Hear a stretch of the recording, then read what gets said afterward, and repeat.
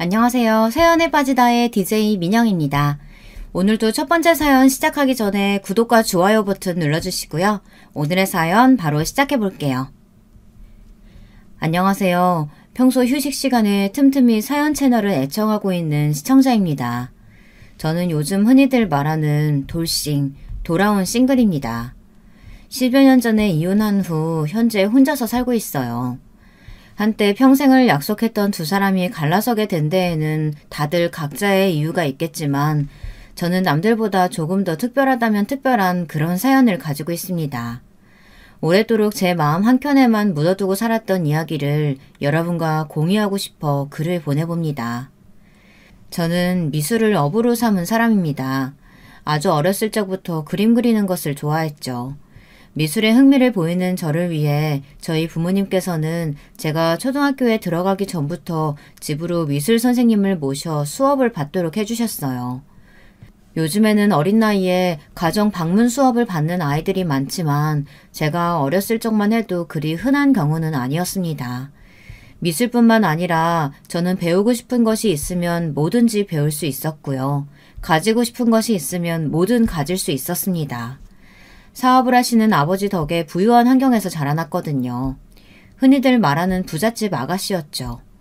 늦둥이 외동딸로 태어난 저는 어렸을 적부터 부모님의 기대와 사랑을 한몸에 받고 자랐습니다.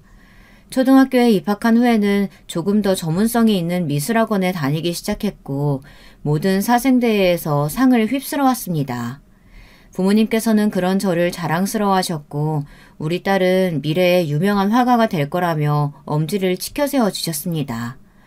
고등학교에 들어간 후 저는 미대 입시를 시작했습니다. 재료비며 학원비며 돈 들어갈 곳이 한둘이 아니었지만 저희 부모님께서는 항상 제게 아낌없는 지원을 해주셨습니다. 그렇게 저는 부모님의 뒷바라지 덕에 유명한 미술대학교에 입학하게 되었습니다. 대학을 졸업하고 나서는 외국으로 유학까지 떠났습니다.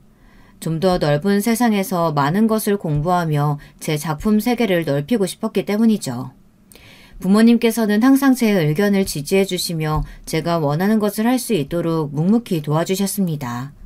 저는 그런 부모님 덕에 항상 자신감 있고 긍정적이고 스스로를 사랑하는 자존감 높은 사람으로 자라났습니다.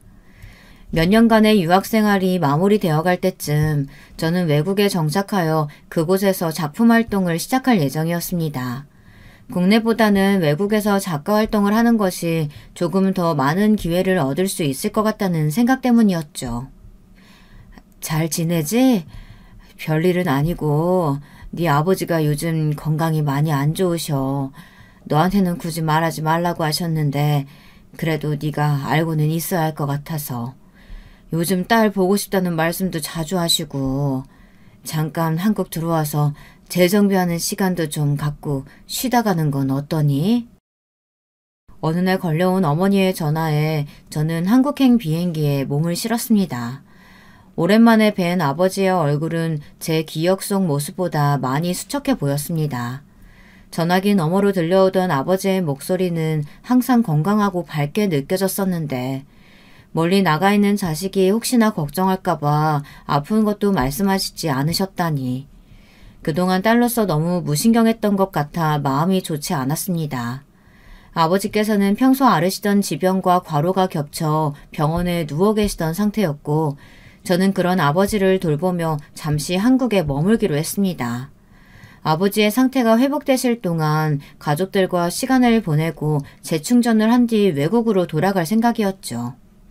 그렇게 당초 예상했던 것보다 더 오랜 시간이 지났지만 아버지의 건강은 호전될 기미가 보이지 않았습니다. 오히려 전보다 눈에 띄게 기침도 늘어나고 식욕도 줄어들어 식사하기도 힘들어 하셨죠. 원래 계획대로라면 다시 외국에 돌아가고도 남을 시간이었지만 저는 결국 외국행을 포기했습니다. 이대로 외국에 나가서 작품 활동을 시작한다고 해봤자 아프신 아버지가 계속 마음에 걸릴 것이 뻔했고 꼭 외국이 아니어도 국내에서도 충분히 그림을 그릴 수 있었으니까요. 아버지께서 쾌차하실 때까지는 가까운 곳에서 지내며 자주 얼굴을 비칠 생각이었습니다. 제가 가족들 곁에 머물기로 했다는 소식에 아버지께서는 몹시 기뻐하시면서도 본인이 제 발목을 붙잡은 게 아닌가 싶은 생각에 미안한 기색을 보이셨습니다. 저는 그런 아버지의 손을 꼭 감싸드리고는 절대 그렇지 않다고 지금껏 부모님께서 저를 도와주셨던 것처럼 저도 아버지께서 힘드실 때 곁에 있고 싶은 것이라고 말씀드렸습니다. 그렇게 저는 가족들 곁에서 개인 작품들을 그려내며 시간을 보내고 있었습니다. 너 혹시 선볼 생각 없니? 너 한국에서 지내고 있다니까 주변에서 하도 선자리가 많이 들어와서. 네가 결혼 생각 없는 건 알고 있지만 아버지 건강이 요즘 들어 더 안 좋아지셨잖니. 난 저러다가 네 아버지 갑자기 쓰러지는 건 아니까 걱정이다. 아버지가 말씀은 안 하셔도 너 결혼한다고 하면 좋아하실 거다. 주변에서는 다들 손주 자랑이고 난린데 너는 지금껏 애인 한번 안 데리고 왔잖니. 엄마가 봤는데 사람 참 괜찮아 보이더라. 의사인데 인상이 좋아. 마음 편하게 가지고 한번 만나보기라도 해봐. 사실 전 결혼을 하고자 하는 생각이 전혀 없었습니다. 일단 저는 연애라는 행위 자체가 썩 잘 맞는 사람이 아니었습니다. 누군가에게 저를 맞추고 상대를 위해 저를 희생하고 관계에 매여 있고 싶지 않았습니다. 저는 항상 자유롭고 싶었거든요. 물론 저와 마음이 잘 맞는 사람을 만나 함께 시간을 보내고 감정을 교류하는 것도 참 즐거운 일이었지만 제게는 저만의 시간이나 제 작품 세계가 그에 못지않게 중요했습니다. 결혼 정년기는 조금 지난 나이였지만 전 전혀 마음이 조급하지 않았습니다. 쫓기듯 결혼하고 싶지도 않았고요. 그렇지만 어머니의 제안을 단칼에 거절하기도 쉽지 않았습니다. 어머니의 말씀대로 아버지의 건강이 날이 갈수록 좋지 않아지고 있었거든요. 아버지께서는 어렸을 적부터 자유분방했던 제 성격을 잘 알고 계셨기에 한 번도 제게 결혼에 관해 얘기를 꺼내지 않았지만 부모로서 당연히 하나뿐인 딸이 평생의 반려를 만나 안정적인 삶을 살길 원하실 터였습니다. 결국 저는 한참의 고민 끝에 선자리에 나가게 되었습니다. 당장 이 남자와 결혼을 해야겠다라는 생각보다는 어디 한번 만나나 보자 하는 생각이었죠. 안녕하세요. 오늘 나와주셔서 감사합니다. 사진보다 실물이 훨씬 아름다우시네요. 미술하시는 분이라고 들었어요. 저는 어렸을 적부터 공부만 하느라 미술이고 음악이고 그런 예술적인 것들에는 영 문외한이거든요. 그래서 그런지 예술하시는 분들 보면 참 멋져 보여요. 선자리에서 처음 만난 남편은 괜찮은 사람이었습니다. 예의도 바르고 멀끔하게 생긴 외모에 무엇보다도 제가 하는 일에 대해 관심이 많아 보였습니다. 남편은 피부과 의사였는데 홀어머니 밑에서 자라났다고 했습니다. 유복하게 자라온 저와 달리 어렸을 적부터 갖은 고생을 하고 커온 사람이었죠. 저희 어머니께서 혼자 저를 키우시느라 정말 고생 많이 하셨어요. 제가 어렸을 적에 사고로 아버지가 돌아가셨거든요. 고생하시는 어머니 보면서 전 죽어라 공부했어요. 내가 나중에 꼭 성공해서 어머니께 효도해야겠다는 생각뿐이었죠. 사실 이 자리도 어머니께서 하도 등 떠미셔서 나온 자리예요. 부모님들께선 다들 그렇잖아요. 자식이 얼른 결혼하고 손주도 낳았으면 좋겠고. 첫 만남부터 본인의 가족사며 속에 있는 생각들을 꾸밈없이 말하는 모습에 참 소탈한 사람이구나 라는 생각이 들었습니다. 부모님 등살에 못 이겨 선자리에 나왔다는 말에 묘한 동질감도 느꼈고요. 얘기를 나눠본 남편은 정말로 결혼에 큰 뜻이 없는 사람 같았습니다. 그런 모습에 오히려 더 호감이 갔던 것 같아요. 한 번의 선자리로 끝날 줄 알았던 만남은 그 뒤로도 이어졌습니다. 저와 남편은 대화가 잘 통했고 결혼에 대한 가치관도 비슷했습니다. 결혼을 하더라도 각자의 시간과 의견을 존중해주고 집안일이나 육아도 한쪽에만 짐을 지우는 것이 아니라 서로 잘 분담하기를 원했습니다. 결국 그렇게 만남을 이어가던 저와 남편은 결혼을 약속하게 되었습니다. 부모님께서는 저의 결혼 소식에 몹시 기뻐하셨어요. 특히 아버지께서 눈에 띄게 건강이 좋아지셨습니다. 제 결혼식 전까지 회복해서 멋지게 신부 입장을 함께하고 싶어 하셨죠. 네? 강남에 병원을 내달라고요? 그래 세아가 내가 뭐 못할 말 했니? 왜 그렇게 놀라고 그래? 듣자니 집에서 그림이나 그리면서 지낸다며. 의사 남편 얻으려면 이 정도는 당연히 해와야 하는 거 아니겠어? 잘 사는 친정 냅두고 어디다 써먹게? 많은 거 안 바란다. 강남에 병원 하나, 그리고 내 아들 출퇴근하기 편하게 근처에 아파트 하나 해와라. 어머니 갑자기 이러시면 곤란해요. 강남에 병원이랑 아파트가 한두 푼도 아니고. 너 결혼하고 나서도 집안일이며 육아며 다 안 하겠다고 했다며? 집에서 내조 하나도 안 할 거면 결혼하면서 그 정도는 해와야 하는 거 아니야? 어머니, 제가 집안일이랑 육아를 안 하겠다는 게 아니고요. 서로 잘 분담해보자는 이야기였어요. 요즘은 시대가 바뀌어서 옛날이랑 달라요. 집에서 내조만 하면서 사는 여자들 별로 없어요. 시끄럽다. 듣기 싫으니까 내 아들이랑 결혼하려면 강남의 평원이랑 아파트 해와. 아니면 죽어도 결혼시킬 마음 없다. 시어머니께서 갑자기 고집을 부리시는 통에 머리가 아팠습니다. 강남의 병원의 아파트라니. 물론 아버지께 말씀드리면 준비하는데 큰 어려움은 없겠지만 제가 뭐가 부족하다고 이렇게까지 시어머니 비위를 맞춰가며 결혼을 해야 하는지 기분이 썩 좋지는 않았습니다. 남편은 그런 시어머니를 애써 변호하며 어머니께서 혼자 자신을 키우느라 성격이 많이 드세지셨다. 고집이 하도 세셔서 본인 말도 듣지 않는다. 당신이 이번 한 번만 눈 딱 감고 어머니 요구 들어주면 결혼하고 나서 평생 당신한테 다 바치고 감사하며 살겠다 애원을 했습니다. 처음에는 단호하게 거절하려던 저도 점점 마음이 흔들렸습니다. 제 결혼 소식에 기뻐 벌써부터 신부 입장 준비를 하시는 아버지도 그렇고 남편처럼 제 가치관을 존중해 줄 만한 결혼 상대를 다시 만날 수 있을까 그런 불안감도 있었죠. 결국 저는 시어머니의 요구를 부모님에게 알렸고 제 예상대로 부모님께서는 흔쾌히 병원과 아파트를 준비해 주시겠다 하셨습니다. 평생 혼자 늙어 죽을 것 같던 딸이 결혼을 하겠다는데 뭔들 못 해주시겠어요. 부모님을 위한 결혼이었지만 결국에는 또 부모님께 도움을 받는구나 하는 생각에 마음이 무거웠습니다. 과정이 어찌되었든 그렇게 저는 남편과 결혼에 성공했고 부모님께서는 약속대로 강남의 피부과를 개원해 주셨습니다. 남편과 저는 병원과 가까운 곳에 위치한 신축 아파트에서 신혼생활을 시작했어요. 남편은 결혼 전 약속했던 대로 제게 간섭을 한다거나 집안일 등을 요구하지 않았습니다. 집에서 그림 작업을 하는 저는 생활 패턴이 평범한 직장인들과는 조금 달랐습니다. 어느 날은 새벽까지 깨어 그림을 그리기도 하고 어느 날은 오후 7시면 잠에 들기도 했죠. 당연히 아침에 출근해 저녁 시간에 퇴근하는 남편과는 생활 패턴이 다를 수밖에 없었습니다. 자연스레 저와 남편은 각자 식사를 따로 하게 되었고 집에 더 오래 머무는 제가 집안 청소나 빨래 등을 맡게 되었습니다. 남편과는 얼굴을 맞대는 시간이 짧으니 당연히 대화할 일도 적었고 덕분에 사이가 더 가까워지진 않았지만 그렇다고 특별히 싸울 일도 없었습니다. 결혼 후 매일같이 찾아오실 것 같던 시어머니께서도 연락 한 통 없으셨고요. 원하셨던 대로 병원과 아파트를 해왔으니 더 이상 간섭할 마음이 없으신가 보다 하고 편하게 생각하던 차였습니다. 얘, 넌 어떻게 된 애가 먼저 전화 한 통이 없니? 이러다 내가 갑자기 쓰러져 죽어도 모르겠다. 그깟 병원이랑 집 좀 해왔다고 만사가 해결되니? 그래도 며느리로서 기본적인 도리는 해야 될 거 아니야. 아유, 잘 사는 집안 딸이라고 아주 예의가 없어도 너무 없어.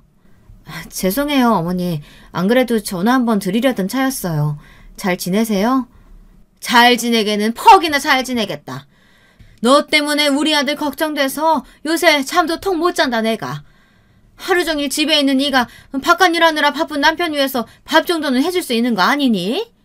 결혼한 지가 몇 달인데 마누라한테 따뜻한 밥 한 번 얻어먹어본 적이 없는 게 말이 돼? 어머니, 저도 집에서 쉬는 게 아니라 일하는 거예요. 남편하고는 식사 시간도 안 맞고요. 식사 외에는 청소며 빨래며 집안일 다 제가 도맡아 하고 있어요. 남편이 어머니한테 그래요? 제가 집에서 놀고 먹기만 하고 집안일은 하나도 안 한다고요? 얘가 어디 시어머니한테 말버릇이 그따위야? 그럼 의사가 바깥 일하느라 바쁘지 하루 종일 집에서 빈둥거리는 너 대신해서 집안일이나 하고 있을까? 잔말 말고 내일부터 당장 밥 차려줘라. 뚝 끊겨버린 전화에 어안이 벙벙했습니다. 다른 사람도 아니고 시어머니에게 2년 전년 소리를 들을 것이라고는 생각하지도 못했었기에 몹시 기분이 상하기도 했고요. 그날 밤 병원에서 돌아온 남편에게 낮에 있었던 통화 내용을 말해주니 남편도 당황한 기색이었습니다. 어머니께서 전화로 그런 말을 하셨어? 오늘 오랜만에 연락 와서 어떻게 지내는지 말씀드렸더니 속이 좀 상하셨나 보네. 당신이 너그럽게 넘어가줘. 오늘은 그냥 넘어간다 쳐도 앞으로도 이렇게 계속 간섭하시면? 우리 애초에 결혼할 때부터 서로 생활 존중해주고 집안일도 분담해서 하기로 했잖아. 어머니께서는 꼭 내가 집에서 놀고 먹기만 하는 것처럼 말씀하시던데 나도 집에서 일하는 거야. 당신 병원일 때문에 바쁘기도 하고 내가 집에서 보내는 시간이 더 기니까 빨래며 청소며 별말 없이 도맡아 하는 거고. 나도 일하느라 밥 제대로 못 챙겨 먹을 때 많아. 그러니까 당신이 어머니한테 주의 좀 드려. 듣다 보니까 기분이 좀 그러네. 우리 어머니는 하나뿐인 아들 걱정해서 그렇게 말씀하신 건데 좋게 좋게 좀 넘어가주면 안 돼? 솔직히 엄청 틀린 말도 아니잖아. 당신이 집에서 일하는 건 알겠는데 밥 정도는 차려줄 수 있는 거 아닌가? 내가 뭐 팔첩반상을 바라는 것도 아니고. 뭐? 당신 지금 뭐라 그랬어? 아니, 당신이 결혼할 때 이 집이랑 병원 해준 거 고맙게 생각하긴 한데 언제까지 그걸로 유세 떨 거야? 평생 이것 때문에 내가 당신한테 머리 조아리면서 살아야 돼? 솔직히 숨 막혀서 집에 들어오기도 싫어. 싸우기 싫어서 먼저 말 안 꺼냈는데 진짜 이 정도일 줄은 몰랐어. 이렇게 기본적인 것도 안 하는 여자일 줄은 상상도 못했다고. 이제 와서 그게 무슨 소리야? 우리 결혼할 때부터 다 약속했던 거잖아. 나 미수라는 사람이라 멋지고 좋다며. 평범한 사람들이랑 생활 패턴 다른 것도 다 이해한다. 내조 같은 거 필요 없다. 알아서 하겠다. 그렇게 말했던 게 누군데? 강남의 병원이랑 집 해오면서 평생 나한테 맞춰주며 살겠다더니. 그리고 뭐? 기본적인 것도 안 하는 여자? 누가 들으면 내가 살림 하나도 안 하고 방치하는 사람인 줄 알겠다. 당신 지금 입고 있는 와이셔츠 누가 빨고 누가 다려놓은 건데. 당신 퇴근하면 손 하나 까딱 안 하고 배달 음식이나 시켜먹고 치우지도 않고 들어가잖아. 그럼 내가 새벽에 작업 마치고 나서 치우고 설거지하고 청소며 걸레질이며. 당신 결혼하고 나서 한 번이라도 해본 적 있어? 그런 건 당연히 집에 오래 있는 당신이 해야 되는 일 아니야? 하루 종일 집에 있는 아내가 남편 밥 하나 안 차려줘서 배달 음식 시켜먹게 하는 게 무슨 자랑이라고 큰 소리를 쳐. 그리고 이깟 와이셔츠 하나 다려놓은 게 그렇게 힘든 일이냐? 당신 부잣집 아가씨라 귀하게 큰 건 알겠는데 이 정도는 다른 집 여자들도 다 하고 사는 일이야. 돈도 안 되는 그림 조각이나 하루 종일 끄적여 대면서 뭘 그렇게 유세야? 남편 입에서 쏟아져 나온 말들은 정말 충격 그 자체였습니다. 제가 알던 사람이 맞나 싶었어요. 지금껏 저와 결혼하기 위해서 거짓말로 인격을 꾸며냈나 싶을 정도였죠. 내가 이런 사람한테 속아서 강남의 병원이랑 집까지 마련해오며 결혼을 했구나. 이런 후회가 밀려왔고 참을 수 없는 분노에 눈물만 흘렀습니다. 남편은 우는 저를 내버려두곤 방으로 들어가 버렸고 저는 그렇게 밤새 거실에서 홀로 울었습니다. 결혼식장에서 누구보다도 행복한 얼굴로 제 손을 잡고 걸어가시던 아버지, 저를 꼭 껴안아 주시며 눈물을 터뜨리시던 어머니가 생각나 더욱더 괴로웠습니다. 스스로 선택한 반려였으니 원망할 사람도 책임을 미룰 곳도 없었습니다. 그렇게 다음날 아침이 되었고 저는 그날부터 완전히 남편과 남남처럼 지내게 되었습니다. 애초에 사랑 없이 서로의 조건만 보고 시작된 관계였으니 남남처럼 지내는 것이 그리 어렵지는 않았습니다. 어쩌다 출퇴근하는 남편과 마주쳐도 서로 인사는커녕 눈길조차 주지 않고 쌩 나가버리고는 했죠. 남편은 점점 집에 들어오는 시간이 늦어졌습니다. 아마도 술을 마시고 다니는 것 같았어요. 요즘 많이 바쁘니? 전화도 자주 하던 애가 통 연락이 없어서. 남편하고는 잘 지내고? 요즘 아버지가 많이 안 좋으시다. 회사 일도 잘 못 보시고 아예 병원에 누워 계셔. 식사도 자주 거르시고 얼굴이 아주 반쪽이 됐다니까. 사위랑 같이 한번 와. 너 얼굴 보면 기운 좀 차리실 것 같아. 남편과의 결혼 생활이 엉망이 된 후 한동안 저 스스로를 돌볼 정신도 없어 부모님께 연락을 드리지 못했습니다. 어머니의 정성스런 간호에도 불구하고 아버지의 건강은 날이 갈수록 악화되었고 결국 회사 일도 제대로 보시지 못할 정도로 쇠약해지셨다는 어머니의 연락에 급하게 병원으로 찾아갔습니다. 어머니의 말씀대로 아버지는 살이 많이 빠지셔서 몹시 수척해 보이셨습니다. 이런 아버지께 마음의 짐을 더 얹어드릴 수 없어 차마 남편과의 일은 말할 수가 없었습니다. 그저 남편이 병원 일 때문에 바빠서 함께 오지 못했다. 문제없이 잘 지내고 있다고만 이야기했죠. 그래, 잘 지내고 있다니 다행이다. 그러고 보니 너희도 결혼한 지 벌써 1년이나 다 돼가는구나. 슬슬 좋은 소식 들려줬으면 좋겠는데.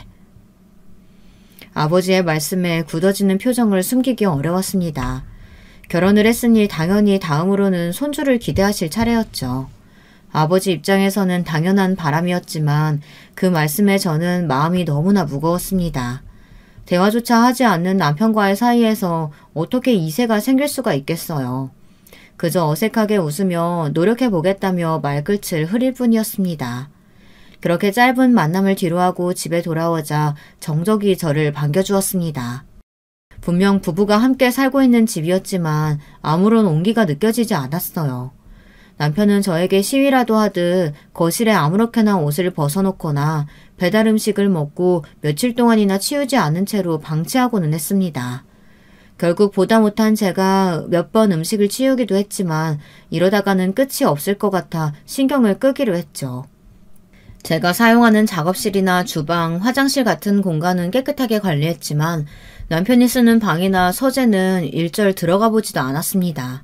보나마나 더러운 꼴일 것이 뻔했죠. 평생 공부만 하며 자라왔다는 남편의 말대로 남편은 기본적인 집안일조차 할 줄 몰랐거든요. 아마 사소한 것까지 모두 시어머니의 손을 타며 자라온 것 같았습니다. 점점 귀가 시간이 늦어지던 남편은 외박하는 일도 잦아졌습니다. 병원에서 먹고 지내는지 아니면 시댁에 가서 자고 오는 건지 알 수가 없었어요. 여보, 내가 그동안 잘못했어. 당신 친정에서 해준 병원, 집, 이렇게 커다란 은혜를 받고도 내가 잠시 미쳤었나 봐. 한동안 당신하고 냉랭하게 지내보니 이제야 알겠어. 나 당신 사랑해. 이제 다시는 당신한테 집안일이다 뭐다 그런 소리 안 할게. 당신 밥까지 내가 차릴게. 그러니까 우리 다시 예전처럼 돌아가자. 이혼할 거 아니잖아. 부부처럼은 살아야지. 장인어른 몸도 편찮으신데 잘 사는 모습 보여드리자. 어? 무슨 바람이 분 건지 그렇게 밖으로 나돌던 남편이 갑자기 제게 용서를 구하더라고요. 저도 의미 없는 결혼 생활에 슬슬 지쳐가던 차였습니다. 매일같이 어질러져 있던 집과 술에 취해 들어오는 남편, 서로 없는 사람 취급하며 살던 나날들. 제 눈앞에서 싹싹 빌고 있는 남편의 얼굴이 솔직히 가증스럽게 느껴지긴 했지만 저는 남편의 화해 요청을 받아들였습니다. 저도 더 이상 이런 결혼 생활을 지속하고 싶지는 않았거든요. 남편은 그날 이후로 정말 다른 사람처럼 변했습니다. 출근하면서 제 아침밥을 차려놓고 가질 않나 퇴근 후에는 청소기며 걸레질이며 집안 청소를 나서서 하고 생전 하지도 않던 빨래를 돌려 달인질까지 해놓더라고요. 물론 집안일에 전혀 능숙하지 않은 사람이라 결과물은 영 시원찮았지만 그래도 성의를 보인다는 것이 중요했습니다. 연애 시절처럼 옆에 앉아 도란도란 이야기를 나누는 일이 늘어났고 틀어졌던 남편과의 저의 사이는 점점 회복되었죠. 아주 다정한 인꼬 부부까지는 아니어도 서로 없는 사람 취급하던 지난 날들과는 비교도 되지 않을 정도였죠. 그러던 어느 날 남편이 제게 조심스럽게 물어왔습니다. 이제 슬슬 아이를 가질 때도 되지 않았냐면서요. 물론 저는 딱히 이세를 가지고 싶은 생각은 없었습니다. 애초에 결혼해도 뜻이 없었는데 자식은 더욱더 계획에 없었던 일이었죠. 그치만 병상에 누워 계시는 아버지의 얼굴을 떠올리면 마음 한켠이 불편해지기는 했습니다. 우리 나이도 있고 양가 어른들께서도 손주 기다리시는 것 같고 내가 앞으로 정말 잘할게. 아이 가지면 분명 우리 사이도 끈끈해질 거야. 당신 닮은 예쁜 아기 낳고 싶어. 우리 같이 노력해보자. 결국 남편의 부탁에 고개를 끄덕였고 그 뒤로 저와 남편은 이세를 갖기 위해 많은 노력을 기울였습니다. 아이를 갖기에 그리 젊은 나이는 아니었지만 얼마 지나지 않아 운이 좋게도 임신이 되었고 이 소식을 들으신 아버지께서는 몹시 기뻐하셨습니다. 기뻐하시는 아버지의 얼굴을 보니 저도 마음이 한결 가벼워지더라고요. 솔직히 처음에는 제 뱃속에 생명이 생겼다는 사실 자체가 참 얼떨떨했습니다. 남편은 임신한 저를 거의 신주단지 모시듯 굴었습니다. 조금이라도 무거운 물건을 들려고 하면 후다닥 달려와 대신했고 임산부에게 좋다는 각종 음식을 사다 날랐으며 제가 새벽까지 작업을 하고 있으면 몸에 좋지 않다며 잔소리를 하기도 했죠. 그런 모습이 조금 어색하지만 마냥 싫지만은 않았습니다. 항상 타박만 하시던 시어머니께서도 언제 그랬냐는 듯이 친절한 목소리로 제 안부를 물어오시곤 하셨습니다. 아이가 생기니 이제야 제대로 된 부부 사이가 된 것 같다는 생각이 들었죠. 보통 임산부들은 14주에서 16주 사이에 입덧이 많이들 사라진다고 하지만 저는 이상하게도 입덧을 상당히 오래 했습니다. 그것도 아주 심한 입덧이었습니다. 음식을 입에 넣기는커녕 냄새만 맡아도 구역질을 할 정도였으니까요. 임신 초기에는 과하게 호들갑을 떨며 걱정하던 남편도 나중에는 조금씩 짜증을 내기 시작했습니다. 다들 시간이 지나면 괜찮아진다고들 하는데 당신은 왜 이렇게 유난이냐면서요. 음식 냄새만 맡아도 헛구역질을 하는 저 때문에 남편은 집에서 제대로 된 식사를 하지 못했으니 미안한 마음이 들기는 했죠. 그렇지만 한번 시작된 남편의 투정은 날이 갈수록 심해졌습니다. 원래도 마른 체구에 그리 건강한 체질이 아니었던 저는 입덧으로 살이 5kg 가까이 빠졌고 입덧뿐만 아니라 각종 임신성 질병과 컨디션 저하로 몹시 예민한 상태였습니다. 당연히 같이 살고 있는 남편에게 그 짜증이 자주 돌아가게 되었고 처음에는 어느 정도 받아주던 남편도 갈수록 태도가 눈에 띄게 까칠해졌습니다. 도대체 언제까지 그렇게 짜증만 낼 건데? 남들 다 아는 임신인데 당신은 왜 그렇게 유세야? 뭐든 어떻게 그냥 넘어가는 법이 없어. 짜증 받아주는 것도 이제 지친다. 뭐 애를 나 하나 좋자고 가졌어? 내가 무슨 죄인도 아니고 언제까지 당신 수발 들면서 지내야 되는 건데. 나도 숨 좀 쉬고 살자. 그렇게 남편은 점점 결혼 초의 모습으로 돌아가기 시작했습니다.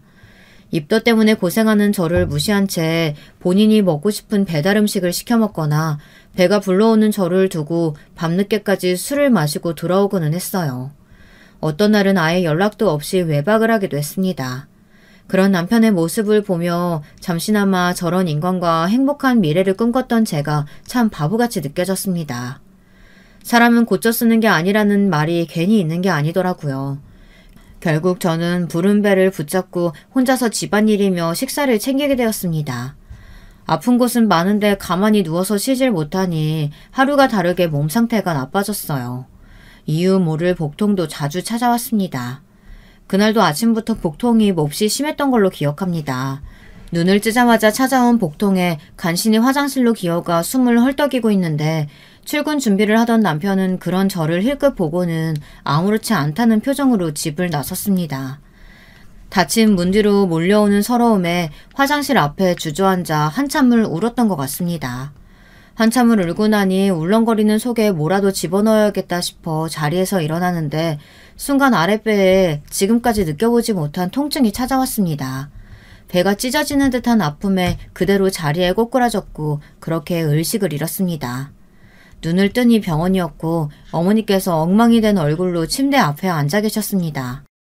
유산이라고 했습니다. 쓰러졌던 제가 발견된 건 늦은 새벽이었습니다.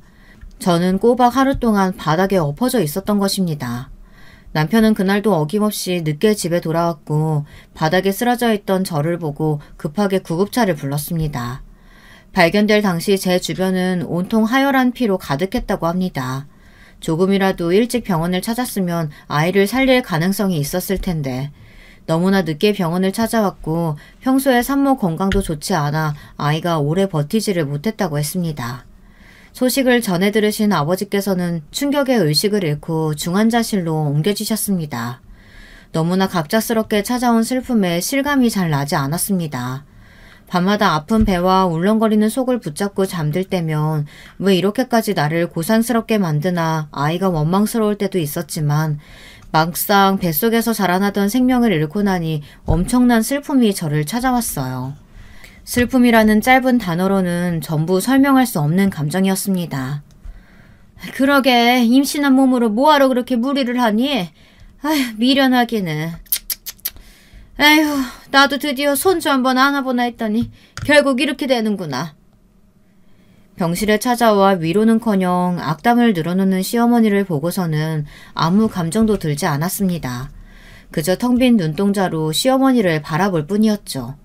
그건 남편에게도 마찬가지였습니다. 더 이상 남편이 원망스럽거나 섭섭하게 느껴지지 않았어요. 당시 저에게는 세상 그 어느 것도 의미 있게 느껴지질 않았습니다. 그렇게 좋아하던 그림도 손에 잡히질 않았고 하루 종일 멍하니 앉아서 아무것도 하지 않고 하루를 보낼 때가 많았습니다. 예, 어쩜 좋으니 아버지 회사가 부도가 났단다. 불행은 불행을 찾아온다고 했던가요. 엎친 데 덮친 격으로 얼마 지나지 않아 아버지께서 운영하시던 회사가 부도가 났습니다.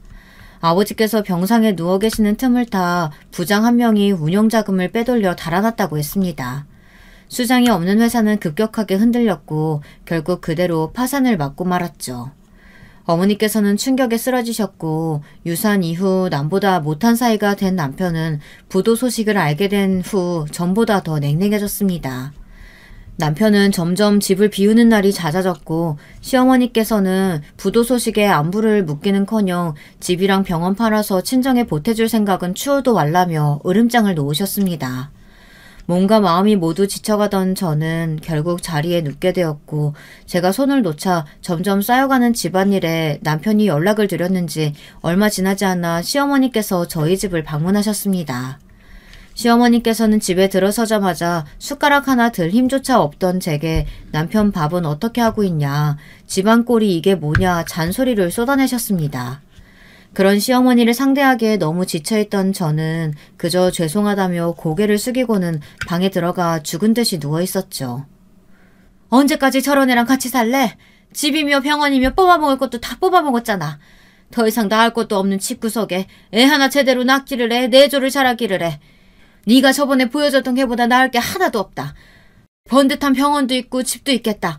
빨리 이혼하고 걔랑 재혼해서 떡두꺼비 같은 아들 하나 딱 낳으면 좋겠구만.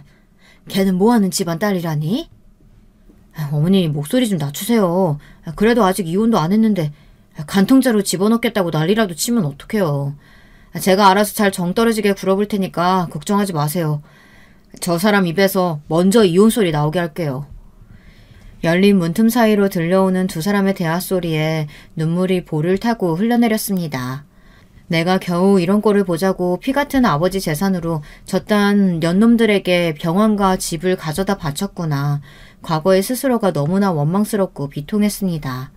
가장 비참했던 것은 두 사람의 대화를 전부 들었음에도 자리에서 일어나 큰 소리로 따질 수가 없다는 사실이었습니다. 툭 치면 쓰러질 것 같은 몸뚱이에 병상에 누워 계시는 부모님, 부도난 아버지의 회사, 얼마 전 하늘로 떠나보낸 아이, 스스로가 너무나 한심했고 보잘것없이 느껴졌습니다. 재혼이니 뭐니 멀쩡한 아내를 두고 불륜을 저지르고 있는 남편에게 한마디 말조차 꺼낼 수 없을 정도로요. 그 뒤로 시어머니께서는 저희 집에 머무시며 남편의 뒷바라지를 하셨습니다. 방에 누워있는 제가 사람처럼 느껴지지도 않는 건지 아예 투명인간 취급을 하셨죠. 두 사람은 거실에서 종종 남편의 내연녀 이야기를 꺼냈고 사실상 저보고 들으라는 듯이 말하는 투였습니다. 우리 이혼하자. 당신이나 어머님이나 내가 알아서 떨어져 주기를 바라는 것 같은데 원하는 대로 해줄게. 대신 우리 친정에서 해준 이 집이랑 병원 돌려줘.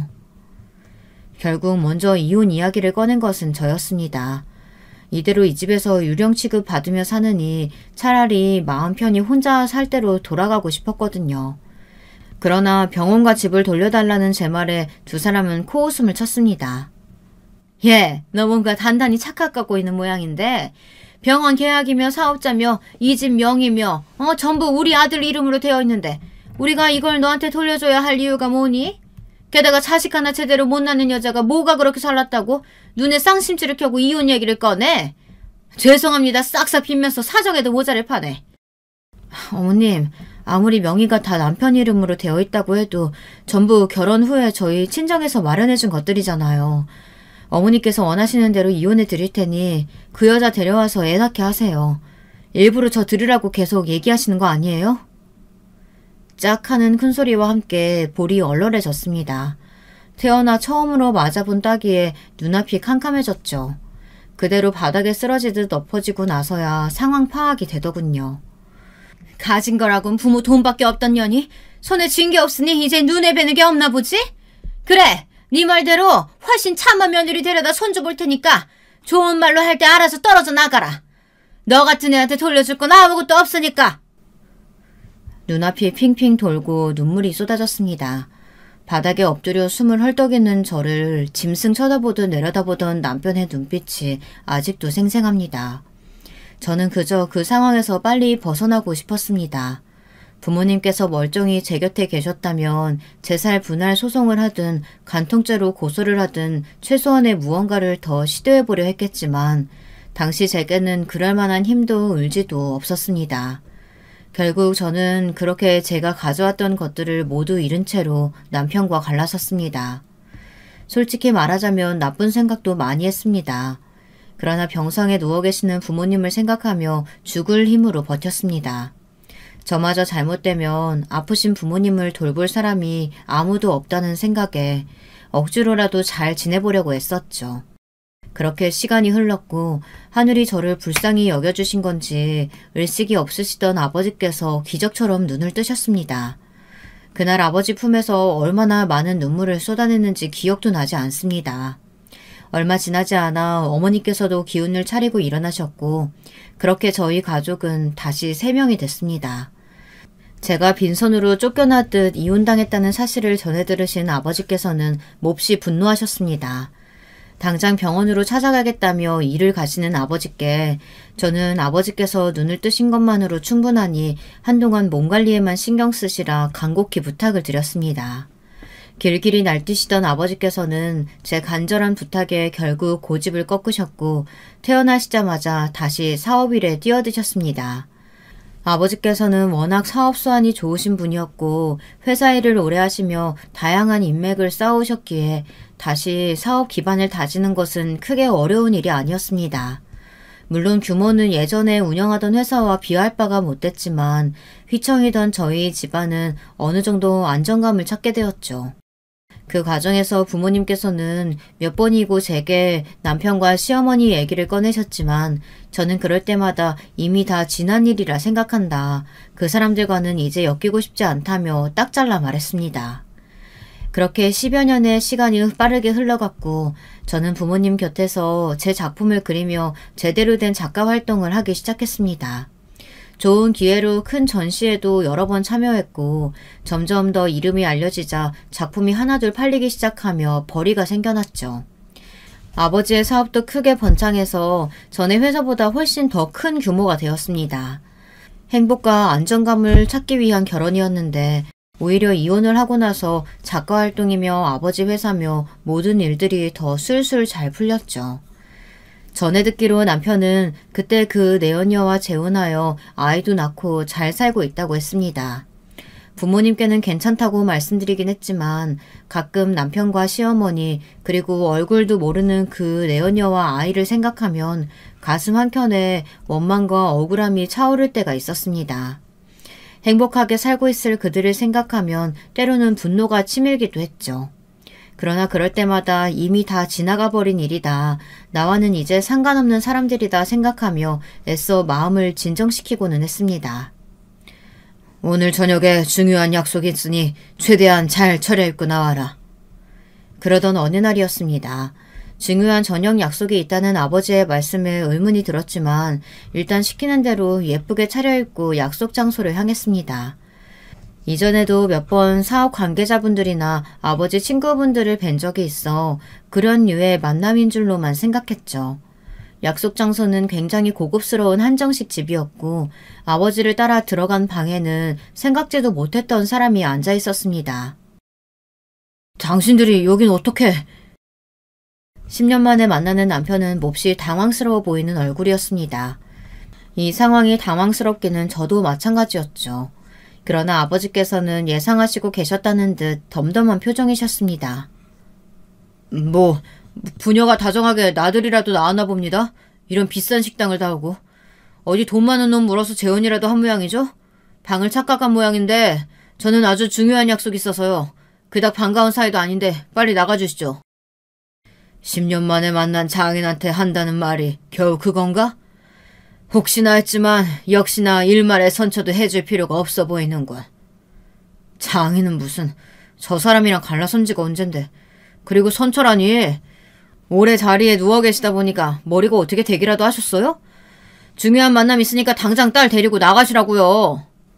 자네, 오늘 건물주 만나러 나온 자리 아닌가? 그걸 어떻게... 아버지께서는 테이블 위로 종이봉투를 툭 던지셨습니다. 바로 내가 그 건물주거든. 연장계약서네. 지금 자네가 나와 딸 앞에서 벌레처럼 납작하게 엎드려 빌면 작성할 마음이 조금 생길지도 모르겠는데.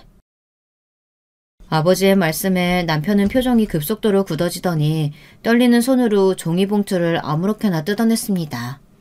종이봉투 안에 들어있던 서류는 아버지 말씀대로 병원 연장 계약서였습니다. 벌벌 떨며 계약서 내용을 확인하던 남편은 이내 저와 아버지를 죽일 듯이 노려보더군요. 여기 병원 닫는다고 내가 다시 병원 못 열 것 같아?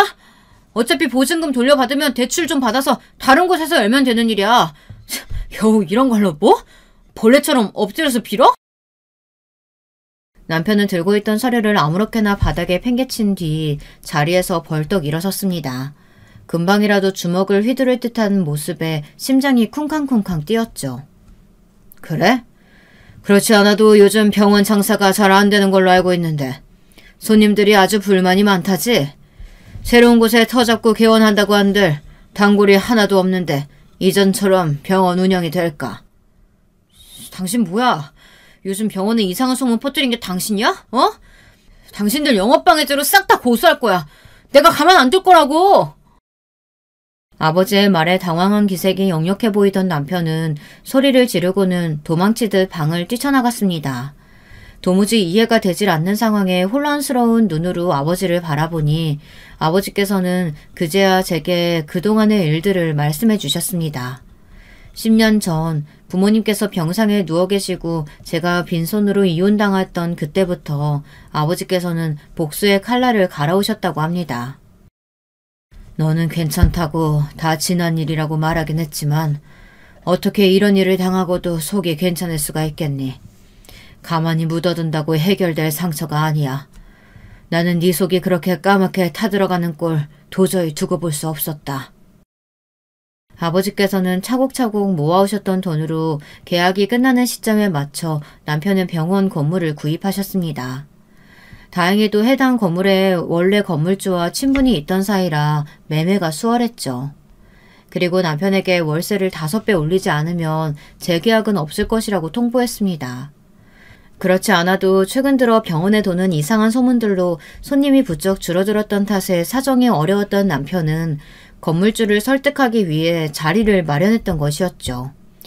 병원에서 도는 소문들이란 남편의 피부과에서 진료를 받고 오히려 상태가 좋지 않아졌다거나 싸구려 제품들을 사용한다거나 원장이 직접 진료를 보지 않고 간호사들에게 전부 맡기고 다닌다는 등 대부분 병원 서비스에 관련된 이야기들이었습니다. 남편을 음해하기 위해 거짓으로 꾸며낸 소문이신 거냐 물으니 아버지께서는 고개를 저으셨습니다. 너도 기억하지? 네 남편이 병원 처음 열었을 때 손님이 하도 없어서 내 지인들한테 소개해줬던 거 말이야. 나중에서야 전해 들었는데 그때부터 병원 서비스에 문제가 있던 모양이야. 그동안은 내 얼굴 봐서 참고 다녔었는데 다들 네가 이혼했다는 사실 알고는 발길을 끊었다고 하더라. 난 거기에 그저 몇 마디 얹어서 소문이 돌게끔 했을 뿐이지. 원래 아니 땐 굴뚝에는 연기가 나지 않는 법이야. 그렇게 저는 복잡한 마음으로 집에 돌아왔고 얼마 지나지 않아 남편은 결국 병원 문을 닫았다고 하더라고요. 아버지께서는 보증금을 남편의 아내, 즉 내연녀에게 전달했다고 하셨습니다. 사실상 아버지의 주머니에서 나온 돈인데 그 돈을 다시 돌려줘야 하다니 법이란 게 참 억울하게 느껴질 때도 있구나 하는 생각이 들었죠. 그러나 아버지께서는 그 돈은 남편의 손이 아닌 사회로 돌아갔다고 말씀하셨습니다. 무슨 말인지 이해가 잘 되지 않아 다시 여쭤보니 보증금을 받은 내연녀는 그 돈을 한 푼도 남기지 않고 전부 익명으로 기부했다고 했습니다. 그 여자랑 그놈 사이에 있던 자식 있지? 그 애가 알고 보니 그놈 친자식이 아니더라. 부인이라는 여자가 아이를 데리고 친애비를 만나러 다니더라고. 그놈 뒷좌설을 하다가 우연히 알게 됐지 뭐냐. 입 다물어 줄 테니 보증금 받은 걸 그대로 기부하라고 했다. 처음엔 못하겠다고 버티더니 남편이 술집에서 다른 여자들하고 놀아나는 사진 보여주니 알겠다고 하더라. 끼리끼리 만난 거지. 개벌은 난 못 준다고. 지 새끼는 아니지만 가정도 있는 놈이 아직도 정신 못 차리고 그러고 다니고 있으니 아휴. 보증금을 돌려받지 못한 남편은 얼마 지나지 않아 어떻게 주소를 알았는지 저희 집 앞에 찾아왔습니다. 기세등등했던 모습은 어디 가고 아주 초췌한 얼굴이더라고요. 그런 남편의 옆에는 못 본 새에 몹시 수척해지신 시어머니도 함께였습니다. 두 사람은 아스팔트 위에 무릎을 꿇고는 제 앞에 머리를 바짝 숙였습니다. 내가 정말 잘못했다, 아가. 너한테 죽을 죄를 지었어. 제발 한 번만 도와주렴. 내가 이렇게까지 빌 테니 제발. 이 늙은이가 불쌍하지도 않니? 불쌍하기는요. 불쌍한 건 당신들 손에 빈털터리로 쫓겨났던 10년 전의 저겠죠. 아니, 이제 보니 좀 불쌍하긴 하네요. 그 연세에 다 큰 아들 뒷바라지 하시느라 아스팔트 바닥에 무릎까지 꿇으시고. 미안하다. 그때 네가 유산했을 때 내가 얼마나 가슴이 미어졌는지 모른다. 손주가 어찌나 보고 싶었는지. 그래, 맞아. 애가 무슨 죄가 있겠니. 그래도 애는 먹여 살려야 하지 않겠어? 응? 애요? 아, 그 내연녀 사이에서 나왔다던. 근데요, 어머니, 그 아이 이상하게 남편은 하나도 안 닮지 않았어요? 부인은 왜 갑자기 이유도 없이 보증금을 전부 기부해버렸을까요? 의심해 보신 적 없으세요? 당신 그게 무슨 말이야? 우리 애가 내 친자식이 아니라는 얘기야? 그걸 왜 나한테 물어봐. 돌아가서 지금 네 부인한테 물어봐야지. 남의 집 앞에서 행패 부리지 말고 빨리 꺼져. 당신, 아니 여보. 우리 예정을 생각해서라도 제발 도와주라. 나 이대로면 진짜 죽어. 내가 당신 신발이라도 할 테까? 어? 어떻게 하면 용서해줄래? 바닥에 납작 엎드려서 신발이라도 핥을 기세로 구차하게 비는 남편의 모습을 보니 너무나도 한심하더라고요. 원래도 한평생 공부만 해왔던 사람이라 병원 일 외에 다른 분야에는 문외한인 인간이었지만 그렇게 긴 세월 동안 병원을 운영해오며 일말의 저축이나 위험에 대한 대비조차 해놓지 않았던 건지 스스로 해결하려는 의지도 없이 이런 아스팔트 바닥에 노쇠하신 어머니를 무릎 꿇리는 모습을 보니 혐오감이 차올랐습니다. 내가 왜 당신 같은 인간을 용서해줘야 되는데? 난 평생 당신 용서 안 해. 지옥 같은 삶 속에서 평생을 후회하면서 살아봐. 그리고 난 빚지고는 못 사는 성격이거든. 오랜만에 만난 김에 이건 돌려줘야겠네. 짝 하는 소리와 함께 아스팔트 바닥 위로 남편이 나동그라졌습니다.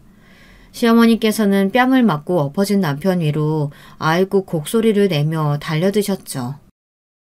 제가 차마 노쇠한 할머니는 못 때리겠어서 아들한테 갚아드렸습니다. 기억하시죠? 저는 이제 볼 일 없으니 돌아가세요. 다시 찾아오면 경찰 부릅니다. 그렇게 저는 집 안으로 들어가 버렸고 두 사람은 그 뒤로도 한참을 대문 앞에 앉아있다가 결국 아버지께서 부르신 경찰에게 끌려나갔습니다. 그 뒤로 전해 듣기로는 남편은 내연녀와 친자 문제로 싸우다 결국 이혼했다고 합니다. 본인도 여러 여자들과 어울려 다녔던 전적이 있어 소송이니 위자료니 말만 하다가 결국 합의 이혼으로 마무리했다고 하더라고요. 어찌됐든 의사 면허는 멀쩡하니 평범하게 작은 병원이라도 들어가 페이닥터로 살았으면 될 것을. 한때 원장이었던 자존심이 있는지 강남의 아파트를 담보로 대출을 크게 받아 병원을 새로 열었다고 했습니다. 물론 저는 일말에 관심도 없었기에 병원을 찾아가 보기는커녕 소식을 궁금해하지도 않았지만 가만히 있어도 얼마 지나지 않아 병원이 망했다는 이야기가 들려오더라고요. 저번 병원은 아버지 덕에 초반에 자리를 잡기 수월했지만 이미 손님들 사이에 안 좋은 이야기도 파다한 데다 불륜으로 2번이나 이혼당한 의사라고 강남 일대에 소문이 쫙 퍼졌다고 합니다. 당연히 병원은 파리만 날리다가 결국 폐업했고 그렇게 마지막까지 남아있던 집마저 남편의 손을 떠났습니다. 그 뒤로 한동안 소식이 없다가 얼마 전에 모르는 번호로 전화가 왔습니다. 혹시 하고 받아보니 익숙한 목소리더라고요. 요새 정말 너무 힘들다고 시어머니께서 쓰러지셨는데 병원비 낼 돈도 없다며 제발 도와달라고 비는데 어찌나 구차하던지요. 바로 끊어버리고는 번호 차단까지 했습니다. 남편의 병원이 있던 자리에 저는 저만의 갤러리를 열었습니다. 아버지께서 그 장소를 제가 원하는 대로 사용할 수 있도록 해주셨거든요. 그동안 그려왔던 그림들도 전시하고 한켠에는 작업실도 만들어 계속 그림을 그리고 있습니다. 결혼은 정말 제 인생의 무덤이었던 것 같아요. 제 스스로 묫자리까지 만들어 들어갔지만 결국엔 스스로 파헤치고 나왔으니 참 다행이죠. 손주를 보고 싶어 하셨던 아버지께서는 이제 그런 건 다 필요 없다며 다른 무엇보다도 저의 행복이 가장 중요하다고 말씀해 주십니다. 아버지의 말씀대로 전 지금 혼자서도 너무나 행복합니다. 남은 인생 누군가의 아내, 누군가의 어머니가 아니라 저라는 사람 자체로 아버지 어머니 곁에서 오랫도록 작품 활동하며 행복하게 살아가고 싶습니다. 여러분, 두 번째 사연 시작하기 전에 좋아요, 구독 꼭 눌러주실 거죠? 그럼 두 번째 사연 바로 시작합니다. 안녕하세요. 저는 서울 강남에 사는 50대 후반 여자입니다. 남편이 퇴근하기 전에 시간이 남으면 유튜브로 사연 듣는 게 취미라 자주 듣다가 제 얘기도 소개하고 싶어서 제보하게 됐어요. 자식들도 이제 다 커서 집에 있는 시간이 없고 또 요즘 제 인생에 변화가 있어서 이번 기회에 용기 내어 제보합니다. 태어나길 서울 토박이로 태어났고 우리 집, 그러니까 친정은 어릴 때 여유가 많은 집이었습니다.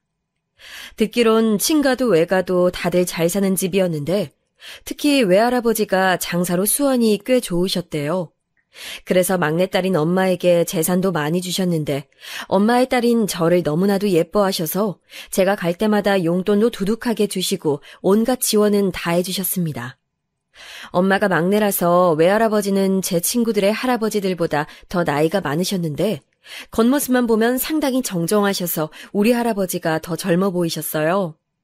외할아버지는 제가 고등학교 1학년 때 돌아가셨는데 저는 그때 우리 엄마가 우는 모습을 태어나서 처음 봤습니다. 외할아버지는 암으로 돌아가셨는데 돌아가시기 전에 아프셨을 때도 엄마와 제가 병원에 가면 반응을 특히 많이 하셔서 저도 너무 슬퍼서 한동안 정신을 차릴 수가 없었어요. 외할머니는 제가 대학생 때 돌아가셨고 두 분의 재산은 외삼촌들과 엄마가 나누어 가졌는데 꽤 많은 돈이었습니다. 두 분이 돌아가시기 전에도 친가도 잘 살았고 외할아버지가 우리 집에 특히 애정을 주셔서 저는 어릴 때부터 상당히 유복하게 자랐어요. 우리 아버지는 은행에 다니셔서 벌이가 적지 않았죠. 동네에서 우리 집이 유난히 컸고 옷도 제 옷이 제일 좋고 예뻤습니다. 그렇다고 사치를 부리는 편은 아니라 그냥 적당히 여유롭게 자랐는데 덕분에 특별한 구김살 없이 자랄 수 있었어요. 그리고 전 외동이라 부모님의 사랑을 독차지하며 컸습니다. 어릴 땐 친구들처럼 오빠나 언니 혹은 동생이 있었으면 좋겠다고 생각했는데 어느 순간 혼자도 좋더라고요. 무엇보다 엄마가 저랑 함께하는 시간이 많아서 나중엔 외동을 즐겼습니다. 그렇게 전 자라서 대학에 가게 됐는데 저 때만 해도 여자가 대학에 가는 경우는 별로 없었어요. 제 전공은 국어국문학이었고 대학 생활은 아주 즐거웠답니다.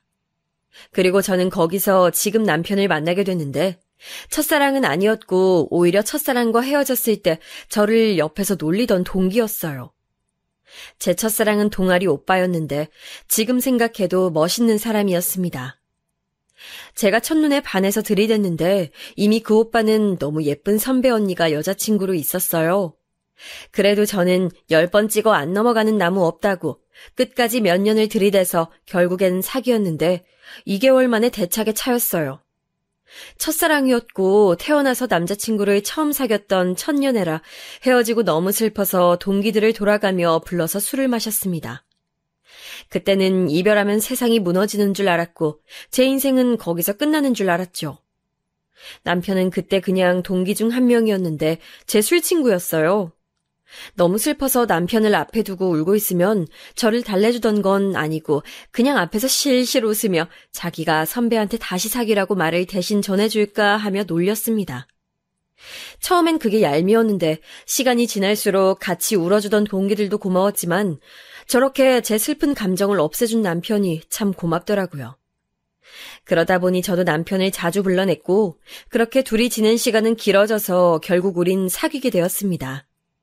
결혼하고 한 사실인데 남편은 애초에 제가 첫사랑이라고 하더라고요. 그래서 제가 동아리 선배와 헤어졌을 때 너무 기뻤다고 합니다. 그것도 모르고 저는 남편을 불러내어 저를 위로해달라 했던 거죠. 선배와 사귈 때는 연애하는 내내 설레고 좋아서 어쩔 줄 몰랐는데 남편과 만날 땐 그냥 진짜 친구 만나는 기분이었는데 대신 남편을 만나는 내내 너무 웃어요. 웃겨서 시간 가는 줄 모르는 그런 친구들 있잖아요. 남편이 딱 그랬는데 선배와 사귈 땐 저를 꾸며내고 어떻게든 좋은 모습만 보여주려고 애썼는데 남편을 만날 땐 제 밑바닥까지 보여줄 수 있었습니다. 처음에는 그래서 남편과 결혼하진 않겠다고 생각했는데 시간이 지날수록 주변에서 언니들이 제 마음이 편할 수 있도록 하는 남자가 진국이라며 결혼을 부추겼어요. 때마침 남편도 저와 결혼하겠다고 만날 때마다 꽃다발을 들고 와서 마치 세뇌하는 것처럼 결혼하자고 연부를 외웠습니다.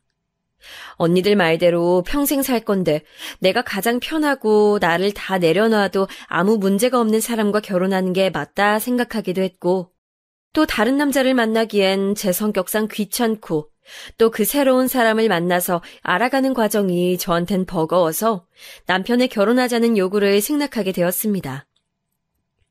남편은 졸업하고 은행에 들어갔는데 마침 우리 친정아버지가 은행에 다니셔서 남편을 아주 좋게 봤어요. 아무래도 같은 분야니까 말도 잘 통해서 결혼한다고 했을 때 아버지는 크게 반대가 없으셨습니다. 그런데 예상 밖으로 엄마가 반대하셨는데 그 이유는 바로 남편의 집안 문제였어요. 남편은 3남매였고 첫째 아들, 즉 장남이었고 아버지가 그때 이미 아프셨던 상태였습니다. 우리 외할아버지처럼 암에 걸린 건 아니었지만 지병이 많으셔서 여기저기 아프셔서 병원에 자주 입원하셨어요. 엄마는 남편도 나중에 그러면 제가 다 뒷바라지를 해야 하는데 곱게 키운 딸이 남의 집 아들 병간호하며 인생을 보내게 할 수 없다고 하셨죠. 그리고 시아버지가 돌아가시면 시어머니가 혼자 남게 되는데 그것도 싫다고 하시고 남편 밑으로 동생이 둘이나 있는데 나중에 남편에게 부담이 많이 될 수 있다며 반대하셨습니다. 무엇보다 남편의 집이 우리 집처럼 여유 있는 집이 아니라 결혼하면 우리 집에서 더 많은 지원이 올 것 같았거든요. 엄마는 그런 경제적인 이유가 나중에 분명 제 결혼 생활에 걸림돌이 될 거라고 강하게 반대하셨어요. 제가 외동딸이고 엄마가 저를 키우며 저한테 신경을 많이 쓴 것도 알고 많은 사랑을 주신 것도 당연히 알고 있습니다. 그래서 사실 남편한텐 비밀이지만 엄마가 주선한 선자리에도 나간 적이 있어요.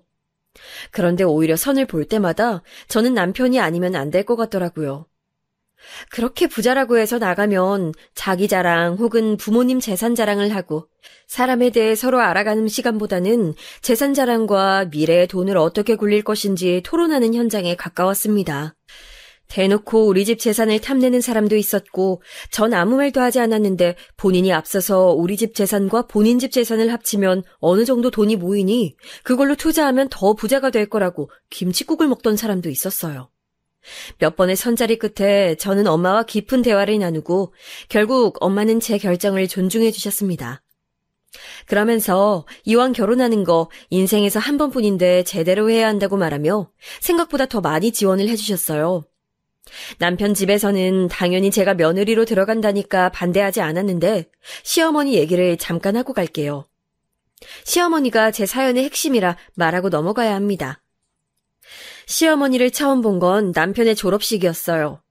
제가 남편보다 먼저 졸업해서 그날 저는 졸업하지 않았는데 꽃다발을 사고 아침부터 꽃단장을 열심히 하고 남편을 축하해주러 갔는데 남편 옆에 어떤 여자가 딱 달라붙어 있었습니다. 바로 시어머니였는데 시어머니는 남편이 장남이라 그런 건지 진짜 타인이 보아도 얼마나 의지하고 아들을 사랑하는지 느낄 수 있었어요. 그걸 본 선배 언니들이 저에게 귓속말로 결혼을 다시 생각해보라고 우스갯소리를 할 정도라고 하면 이해되실까요?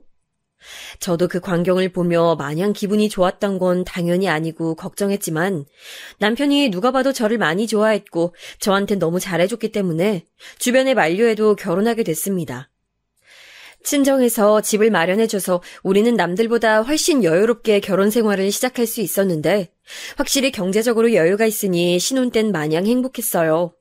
오죽하면 시어머니와 시누이가 저에게 딱 봐도 건들고 기분을 상하게 하는데도 알면서도 웃으면서 넘어갈 정도였습니다. 하지만 그렇게 좋았던 기간도 3개월이 끝이었고 그 뒤로는 시댁 때문에 저는 화가 나는 사건들이 생기게 됐어요. 가장 첫 번째로는 시아버지가 아프셨다고 했잖아요.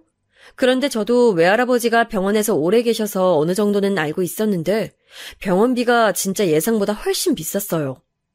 시댁은 이미 시아버지의 병원비를 대느라 빚도 많은 상태였는데 우리 집이 잘 사는 것을 알게 된 뒤로는 시어머니는 저에게 돈을 빌려달라고 대놓고 말했는데 마치 맡겨놓은 것처럼 부탁하더라고요.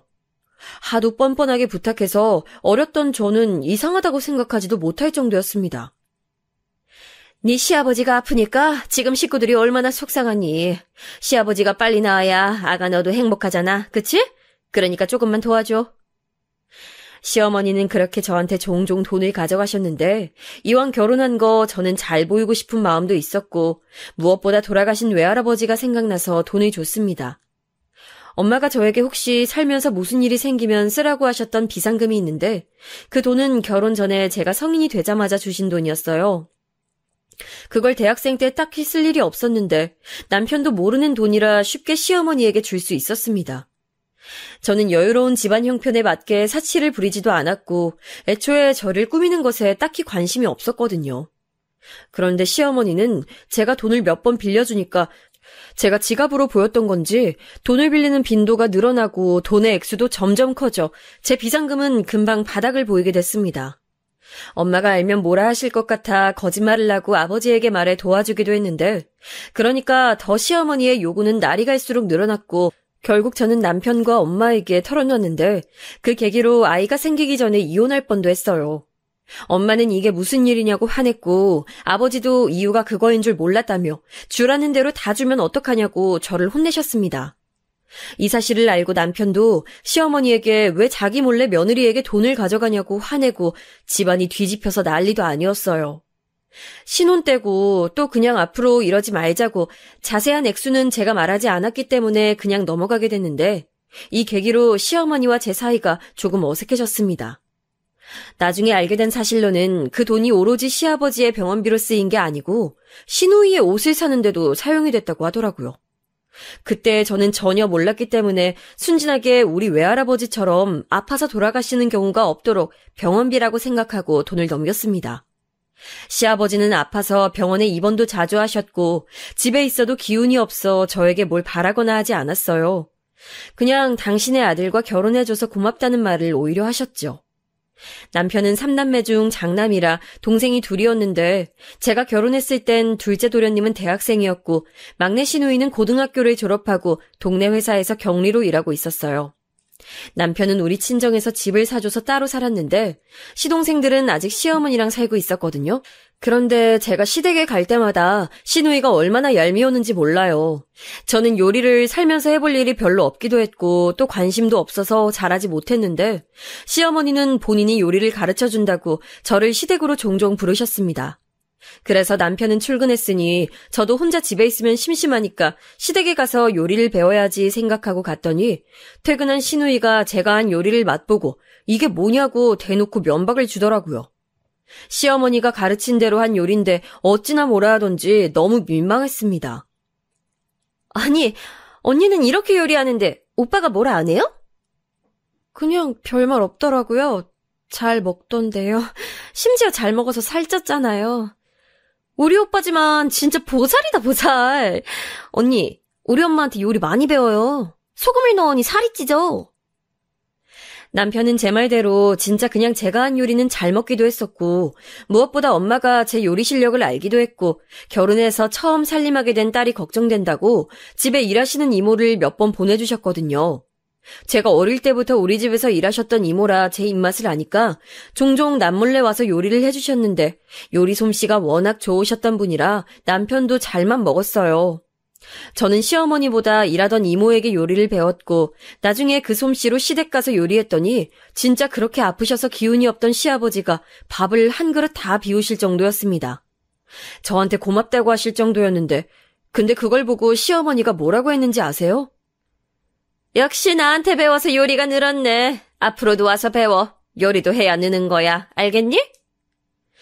저기에 뭐라 대답해야 할지 도저히 몰라서 가만히 있었더니 시누이도 옆에서 본인 엄마의 음식 솜씨가 워낙 유명해서 이웃들이 와서 일부러 밥을 먹고 간다고 하더라고요.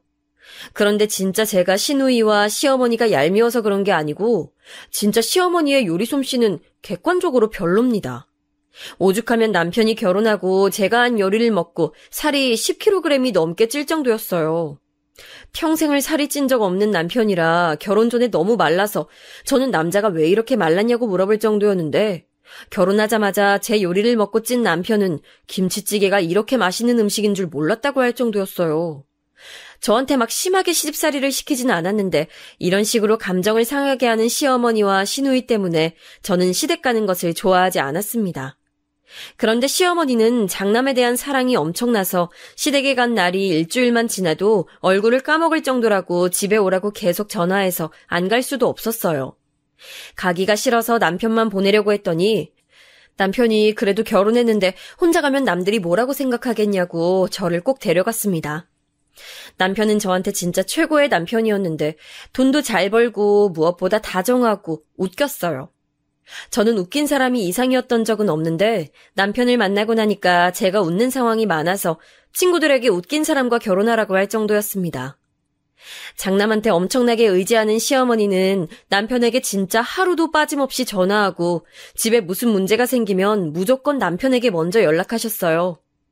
분명 집에 도련님이 있는 것을 저는 알고 있는데 시아버지가 상태가 안 좋아지면 병원도 119도 아니고 은행에서 일하는 남편에게 제일 먼저 알리셨습니다. 시아버지는 입원과 퇴원을 반복하셨는데 거기에 대한 비용을 우리 집이 제일 많이 지출했어요. 둘째 도련님이 대학교를 졸업하고 취업해서 돈을 벌어도 막내 시누이가 격리 일을 하며 돈을 벌고 있어도 결혼한 우리 남편이 제일 많이 돈을 줬습니다. 만약 우리 친정이 여유 있지 않았으면 아마 우리 부부는 결혼하고 1년 만에 길바닥에서 생활했어야 할 거예요. 물론 시어머니가 일하고 있지 않아 수입이 없었기 때문에 자식들이 돈을 모아서 시아버지 병원비와 시어머니 생활비를 드려야 한다는 사실은 저도 알고 결혼했으니 어느 정도 예상은 했었어요. 하지만 저도 아이를 가질 계획이 있었는데 자꾸 월급의 반이 넘게 시댁으로 빠지니 현실적인 문제가 생겨서 남편과 진지하게 얘기도 많이 했습니다. 하지만 대화의 끝은 항상 시어머니가 3남매를 키우느라 특히 장남인 남편의 대학을 보내겠다고 막내 시누이는 대학도 못 갔으니 어쩔 수 없다는 결론이 나왔어요. 남편은 잘하면서 자기가 제일 지원도 많이 받았고 첫째라 부모님의 기대도 있으니 그걸 갚아야 한다고 했고 외동이었던 저는 형제가 있으니 어쩔 수 없나 생각하고 동의했습니다. 결국 부족한 생활비는 우리 친정에서 사정을 알고 도움을 주어 해결했는데 돈도 문제였지만 결혼하고 남편은 아직도 그 집의 아들 역할을 많이 했어요. 물론 저도 이해는 하지만 문제는 그 정도가 지나쳤다는 겁니다. 이미 결혼해서 차를 타고 30분 거리에 있으니 웬만한 일은 도련님도 집에 있으니까 도련님과 시누이의 도움을 받았으면 좋겠는데 시어머니는 시아버지가 병원에 입원해야 하는 일이 있으면 항상 우리 남편을 불렀어요. 또 퇴원할 때도 남편을 부르고 그러다 보니 주말은 시댁에 가는 게 당연했고 소중한 쉬는 날도 시댁에 가야 했죠. 그러다 제가 첫째를 임신하게 됐는데 어느 날은 저도 참다가 빵 터져버린 날이 있습니다. 제가 임신 중에 다행히 첫째 때는 입덧도 없었고 몸도 건강했어요. 그래서 너무 집에만 있어도 좋지 않대서 일부러 친정도 자주 방문하고 했습니다. 하나밖에 없는 외동딸이 임신했다고 하니까 부모님도 저에게 신경을 많이 쓰셨고 또 제 건강에 대해 걱정하셨어요. 그런데 그날은 제가 남편과 같이 시간을 내서 산부인과로 방문하자고 한 날이었습니다. 정기검진이었는데 갑자기 아침에 시어머니가 전화가 와서 울면서 시아버지가 아프다고 병원에 같이 가자는 거예요. 그날 전에는 저도 남편에게 웬만하면 시댁에 보내줬는데 그날은 저랑 같이 병원에 가는 날이었고 심지어 그 이유도 임신 때문이었는데 시아버지 때문에 또 시댁에 불려가는 남편을 볼 수가 없었습니다. 아니, 꼭 가야 하는 거야? 오늘 몇 주 전부터 힘들게 예약 잡은 거잖아. 아버지가 아프시다는데 어떡해. 나도 이런 적이 처음이라 너무 힘들다. 그럼 나 혼자 가? 병원을? 당신 마누라는 걱정 안 돼? 제가 평소와 다르게 말하니까 남편은 한숨을 쉬고 시어머니에게 전화해서 둘째 도련님과 가라고 했더니 네 아빠 죽겠다는데 장남이 어떻게 그럴 수 있냐고 울면서 따지는 목소리가 하도 커서 제 귀에까지 들렸습니다. 물론 이걸 들으면 제가 매정하다고 생각할 수도 있는데 저렇게 시어머니의 난리 때문에 집에 가면 막상 시아버지는 평소 지병이 있으니 기침을 하거나 속이 체했다거나 가벼운 증상일 때가 많았어요. 병원에서도 이 정도 증상으로 오지 말고 나중에 진짜 숨을 쉬기 힘들면 그때 입원하라고 할 정도로 시어머니는 막무가내로 남편을 부르는 경우가 대부분이라 저도 그렇게 행동했습니다. 남편이 아무리 제 검진일이니까 봐달라고 해도 시어머니는 자식 키워봤자 소용없다며 남편이 결혼하더니 완전히 바뀌었다고 그걸 다 제 탓으로 돌렸어요. 결국 저는 그날 남편을 시댁에 보내고 친정에 전화해서 친정아버지와 같이 병원에 갔다가 아예 친정에서 잤습니다. 다음날 남편이 친정집으로 와서 싹싹 빌고 표정이 안 좋은 친정엄마에게도 빌고 다시는 이런 일이 없을 거라고 우리 부모님 앞에서 손이 닳도록 빌어 다시 집에 가게 됐는데 역시나 시아버지는 큰일이 아니었어요. 더 웃겼던 점은 이 일로 시어머니와 시누이가 또 저한테 뭐라 했는데 이유가 시댁 무서운 줄 모른다는 이유였습니다. 감히 시아버지가 아프다는데 자기 몸을 더 챙겼다고 어떻게 그럴 수가 있냐는 시어머니의 말에 그럼 알아서 아기 낳을 테니 연락하지 말라고 했더니 시어머니는 난리가 났어요. 남편도 중간에서 너무 곤란해하고 둘째 도련님은 방관하고 시누이와 저도 서로 신경전을 벌이고 결국 어떻게 또 진정됐는데 이 계기로 시어머니는 우리 딸을 태어났을 때부터 그리 좋아하지 않았습니다. 처음엔 남편에게 집착하는 것을 보니까 남아 선호 사상이 하도 심해서 첫째 아이가 딸이니까 저런가 보다 생각했는데 딸이 자랄수록 그건 아니라는 걸 알게 됐어요. 첫째를 낳고 그 뒤로 둘째 도련님은 결혼했는데 속도 위반으로 결혼해서 결혼식은 아기를 낳고 했습니다. 동서의 품에 안긴 서방님의 아기도 딸이었는데 시어머니는 마치 저 보란 듯 시조카를 예뻐했어요.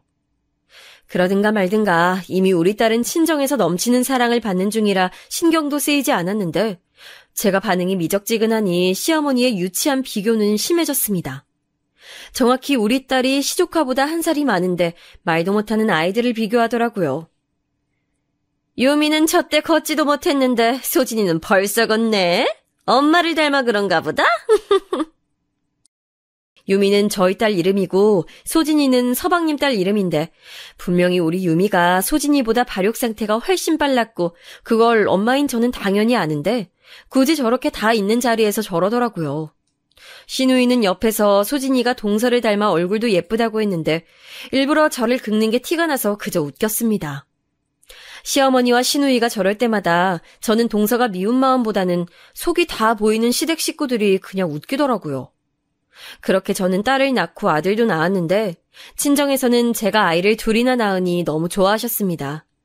특히 친정아빠가 아들을 낳으니 그리 좋아하셨어요. 아빠는 제가 딸이라고 실망하거나 그런 건 전혀 아니었고 우리 딸도 손주라고 많은 애정을 주셨지만 우리 집에서 아들 유전자가 처음이니 신나셨습니다. 시아버지도 제가 아들을 낳으니 아픈 몸으로 저에게 고맙다고 손을 꼭 잡고 며느리가 들어와서 아들도 낳아주니 행복하다고 하시는데 시어머니와 시누이만 입을 싹 닫더라고요. 시아버지는 제가 병원비를 많이 들이니까 저에게 미안해하셨습니다. 시누이도 결혼하고 시어머니는 혼자 살게 됐는데 시누이는 결혼하며 직장을 그만두어 시댁에 돈을 단 1원도 보내주지 않았고 서방님은 동서 집안이 우리 집처럼 잘 살지 않는다며 생활비를 단 5만 원만 보탰어요.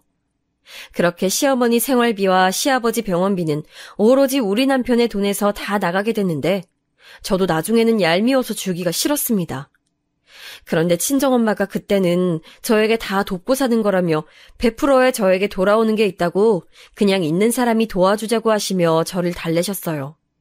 그걸 남편도 아니까 저와 친정이 끔찍하게 잘했는데 가만히 옆에서 보면 남편도 참 안쓰럽고 본인도 얼마나 고통스러울지 생각하니 그냥 넘기게 됐습니다. 그냥 그때는 그래서 친정에서 우리를 많이 도와주니까 그저 감사한 마음만 가지고 있었죠. 그러다 시아버지는 유미가 초등학교 6학년 때 돌아가셨는데 문제는 그때부터 발생했어요. 시아버지가 돌아가시며 시어머니는 자식 3명을 불러서 폭탄 발언을 했습니다. 아버지가 돌아가셨으니 난 혼자 살 수가 없어. 안 그래도 너희 다 결혼하고 적적했는데 너희 아버지까지 집에 없으면 내가 어떻게 사니? 엄마, 난 엄마 이해해. 그럼 오빠들하고 같이 살아야겠다. 난 아무래도 딸이니까 신랑 눈치가 보이네. 엄마가 또 오빠들한테 참 잘했잖아. 이제 효도 받아야지. 시어머니가 폭탄 발언을 하자마자 시누이는 마치 그 말만을 기다렸다는 듯 말하는데 본인은 딸이라서 안 되니 오빠 2명이 알아서 하라는 말이었어요. 그 자리에 신우 남편도 있었는데 둘은 이미 말을 맞추고 왔던 건지 둘 다 놀라는 모습은 보이지도 않았죠. 그리고 제가 그 자리가 너무 싫고 불편했던 이유는 우리 부부를 빼고 이미 상의가 된 모습 같았어요. 서방님과 동서는 아무 말도 하지 않고 바닥만 바라보며 자기들은 사는 게 너무 힘들고 대출도 많고 소진이를 키우느라 너무 힘들다고 했습니다. 그러면 우리는요? 우리는 유일하게 3남매 중 자식도 2이었고 이제껏 돈도 제일 많이 부담했는데 돌아오는 것은 오히려 시어머니를 모시라는 말이니 저는 황당해서 말을 할 수가 없었어요. 남편도 옆에서 처음 듣는 내용인지 얼굴이 새빨개진 채로 다들 너무한다고 이런 걸 이렇게 통보하듯 말하면 어떡하냐는데 이미 우리 빼고 결정된 사항이었던지 아예 확정되는 분위기였습니다. 그렇다고 진짜 시어머니와 같이 살기엔 너무 싫어서 제가 진짜 웬만하면 시댁 식구들 앞에서는 조용히 있으려고 했는데 용기 내어 말했어요.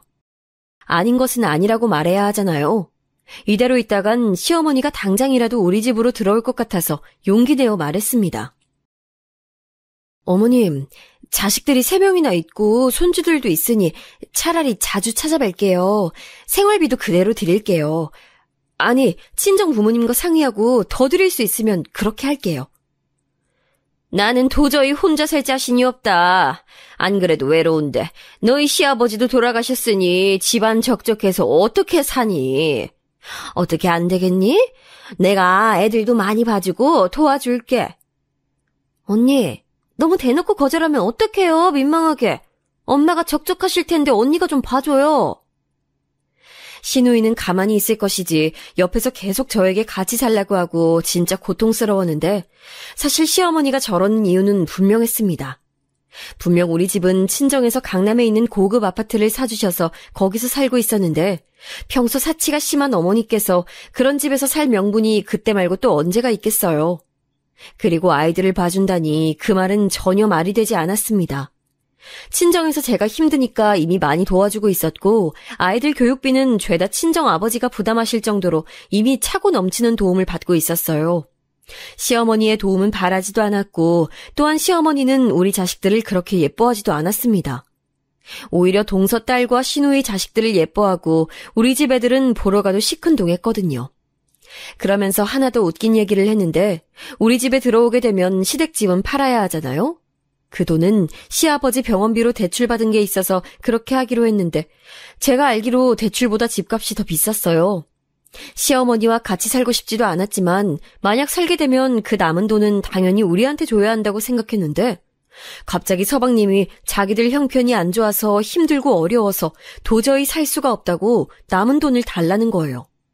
그렇게 되면 우리가 시어머니를 모실 이유는 더욱 없어지니 저는 대놓고 서방님에게 그럼 어머니도 모시고 돈도 받아가라 했더니 상관도 없는 시누이가 저한테 뭐라고 했는지 아세요? 시누이만 없었어도 제가 그렇게 화가 나서 온몸이 떨리진 않았을 것 같아요. 어머 언니, 진짜 해도 너무하네요. 있는 사람이 베풀어요. 왜 그래요 진짜? 너야말로 왜 그래? 새언니에게 못하는 말이 없어. 새언니 친정 여유 있는 거 여기서 모르는 사람 있어? 진짜 그렇게 살지 마세요. 남편이 옆에서 뭐라 하니까 자기도 너무 황당하고 눈물이 난다며 바로 자기 남편을 쏙 데리고 시누이는 나갔습니다.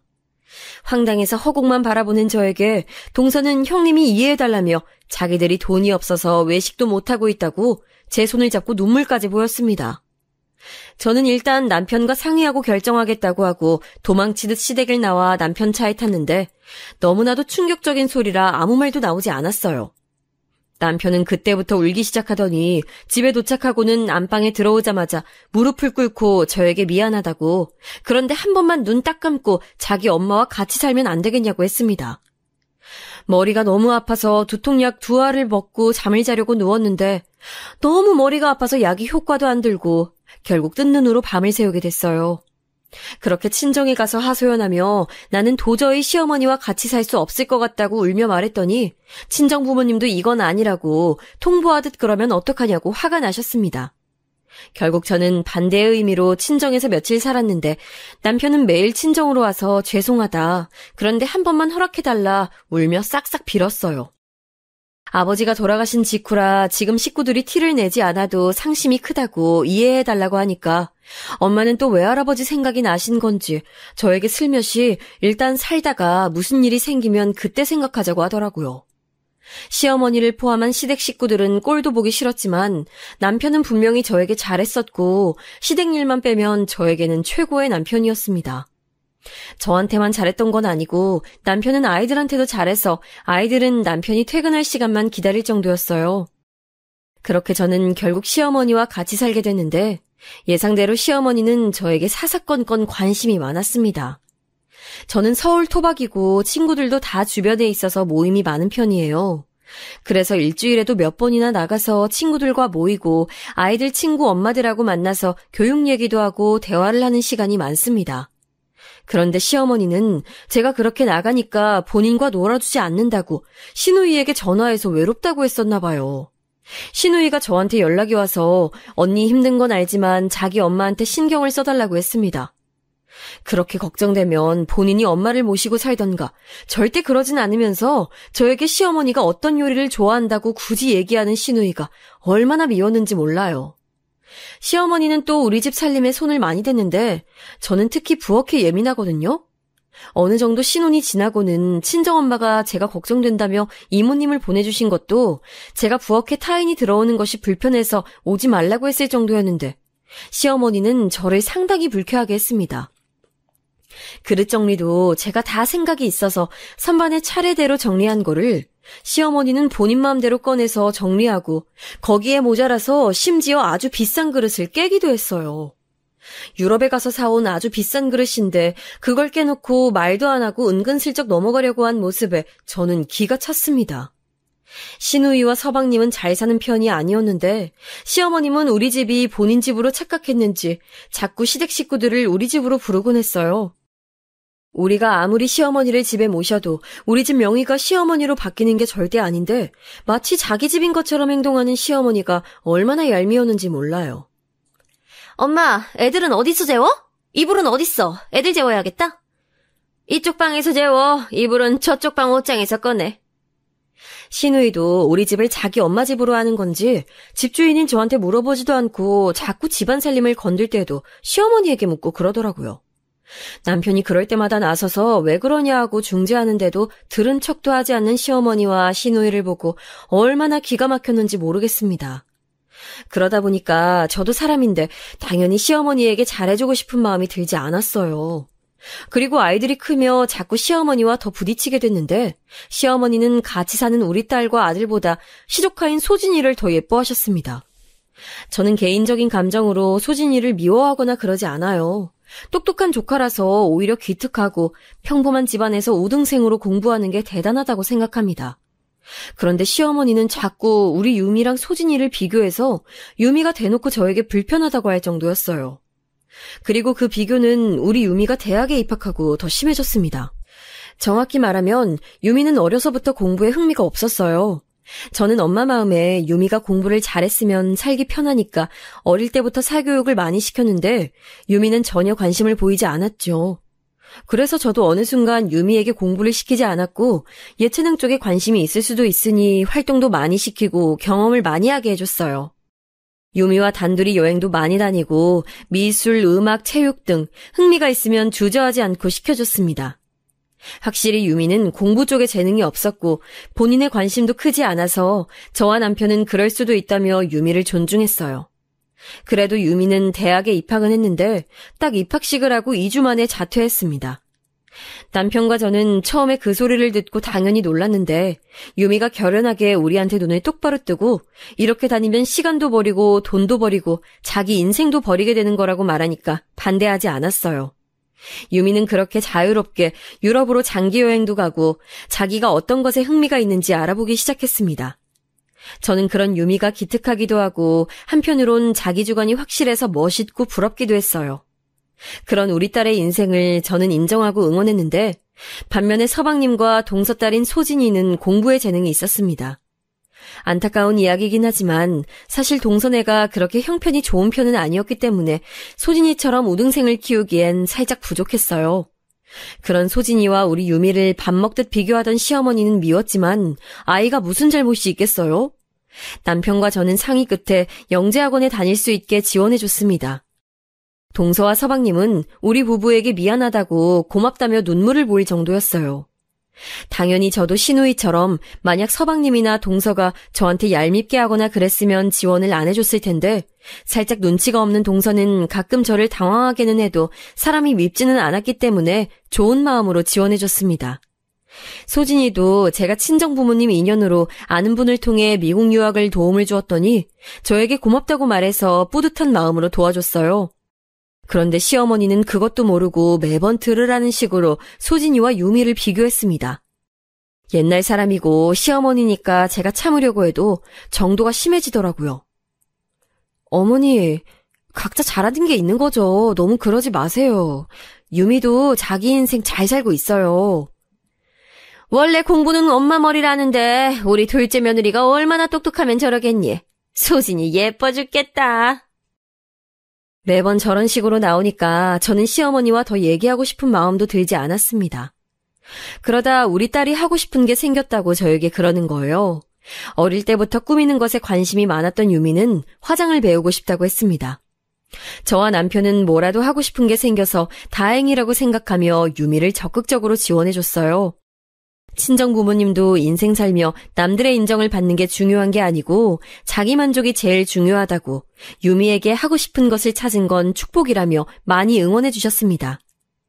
유미는 그렇게 응원을 받고 화장을 전문적으로 배우고 이것저것 건들더니 배우들 메이크업 아티스트가 되었고 누가 봐도 성공하게 되었어요. 돈도 많이 벌고 화장 실력이 좋아 불러주는 곳도 많았고 제 친구들은 본인 자식들 결혼할 때 유미에게 화장을 해달라고 벌써 부탁하는 친구도 있을 정도랍니다. 제가 제 딸이라서 그런 게 아니고 유미는 진짜 화장을 잘했고 무엇보다 본인이 그 일을 너무 즐겼어요. 야근도 많은데 자기가 좋아하는 일이라 좋다고 즐기면서 하는 유미를 보니까 저는 흐뭇하고 좋더라고요. 피곤해도 즐거워서 행복하다는 딸을 보며 어떤 부모가 그 일을 하지 말라고 하나요? 그리고 소진이는 미국에서 유학하며 대학을 나오더니 대학원도 거기서 다닌다고 동서가 저에게 말해줬습니다. 똑똑한 친구라 저도 좋은 마음으로 또 도와줬더니 동서가 눈물을 글썽이며 저에게 형님이 없었으면 우리 소진이도 성공하지 못했을 거라는 말을 해서 저도 마음이 뭉클했어요. 그렇게 유미도 소진이도 자기 인생을 잘 살고 있었고 우리 아들 재민이도 대학을 졸업하고 대기업에 입사해서 행복한 나날을 보내고 있었습니다. 저도 아이들이 다 성인이 되니까 다 키웠다는 생각도 들고 잘 자란 우리 아이들이 얼마나 자랑스럽고 뿌듯했는지 몰라요. 그러다 우리 유미 생일이라 가족끼리 파티를 냈던 날이었습니다. 남편과 저 그리고 유미와 재민이와 시어머니가 같이 모여서 축하하는 자리였는데 마침 그날이 소진이가 박사학위를 딴 날이었습니다. 저도 그 소식을 들어 알고 있었고 당연하게 축하했는데 시어머니는 예상대로 소진이와 유미를 비교했어요. 한두 번도 아니고 그날은 게다가 유미의 생일이었는데 굳이 비교하는 시어머니의 모습에 저는 그동안 참았던 게 드디어 터져버렸습니다. 적당히 해야지 유미 얼굴을 볼 때마다 그러니까 엄마로서 도저히 넘길 수가 없었어요. 우리 딸은 제가 지켜야 하잖아요. 소진이는 박사인데 네 딸은 왜 그러냐? 고등학교만 나와선 성공 못해. 유미야, 지금이라도 안 늦었으니 대학 가라. 어머니, 그만하세요. 한두 번도 아니고 왜 그러세요? 그것도 오늘 유미 생일이잖아요. 너 지금 시어머니에게 소리 지르니? 아니, 내가 못할 말했니? 그러게 애초에 네 딸이 공부 잘했으면 될 일을 네 딸이 멍청한 걸 왜 나한테 뭐라고 하니? 뭐라고요? 그럼 그렇게 잘난 동선에 가서 사세요. 나가세요. 그러면 내가 못 나갈 줄 알아? 멍청한 고졸딸하고 평생 살아. 시어머니는 의기양양 일어나서 가겠다고 하고 우리 집을 나갔습니다. 유미는 옆에서 울고 있고 저는 달래면서 네 잘못이 아니니까 걱정하지 말라고 했어요. 생일인데 저런 막말을 들은 우리 유미가 너무 안쓰러웠습니다. 축하를 받아야 하는 날에 비교를 당하니 그걸 어떤 엄마가 보고 있나요? 당당하게 끝까지 저에게 고조를 운운하며 나간 시어머니를 남편이 따라 나갔지만 시어머니는 됐다고 남편을 뿌리치고 그대로 동선의 집으로 갔다고 남편이 말했습니다. 남편과 싸울 준비를 미리 하고 있었는데 남편도 매번 시어머니가 우리 자식들을 비교하고 무시하는 것을 저보다 더 싫어해서 아무 말 없이 그날 밤은 지나가게 됐어요. 그리고 다음 날이 됐습니다.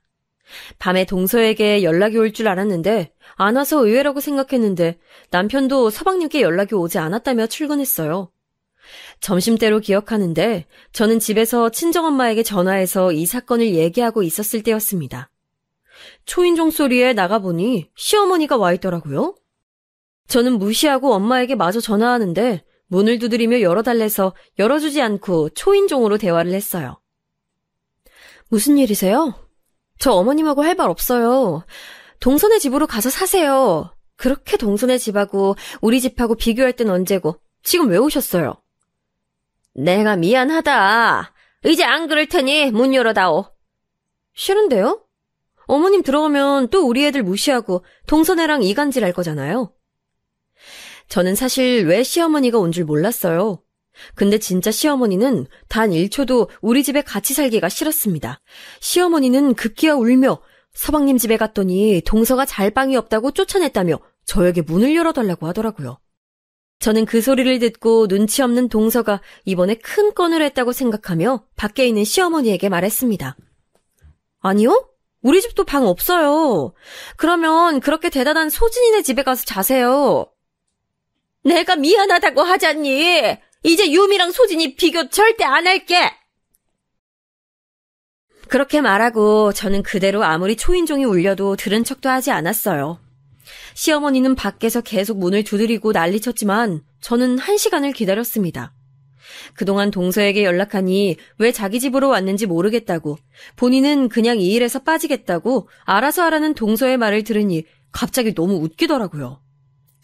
저렇게 본인이 쫓겨나서 찾아가도 동선에는 눈 하나 깜빡 안 하는데 뭐가 그리 예쁘다고 우리 딸과 소진이를 비교했던 건지 기가 찼습니다. 남편에게 전화해서 네 엄마 우리 집 앞에 있다고 하니까 급하게 퇴근해서 오더라고요.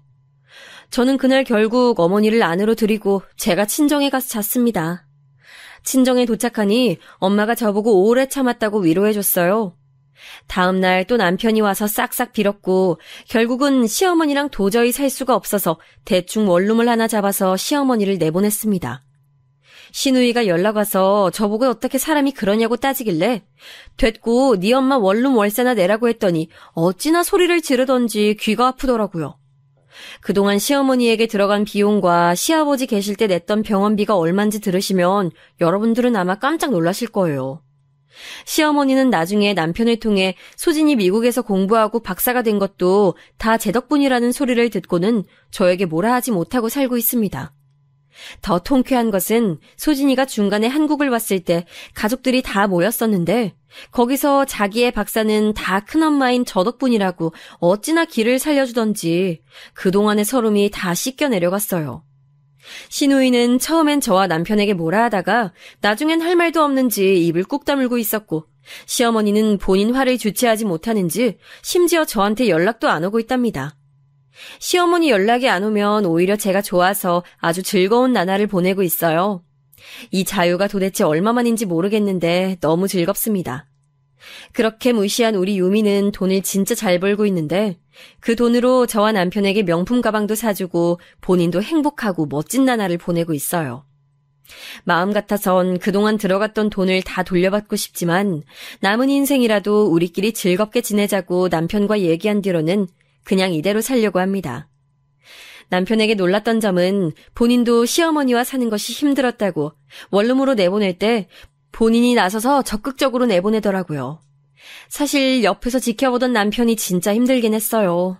안쓰러운 마음이 항상 있었는데 시어머니는 오로지 남편만을 바라보며 의지하고 기댔기 때문에 저는 오히려 그런 남편이 안타까워서 뭐라 하지 못한 것도 있습니다. 제 사연은 여기까지인데 어떻게 잘 들으셨는지 모르겠습니다. 긴 얘기 들어주셔서 너무 감사드리고 추운 겨울 행복하게 잘 지내시길 바랍니다. 감사합니다.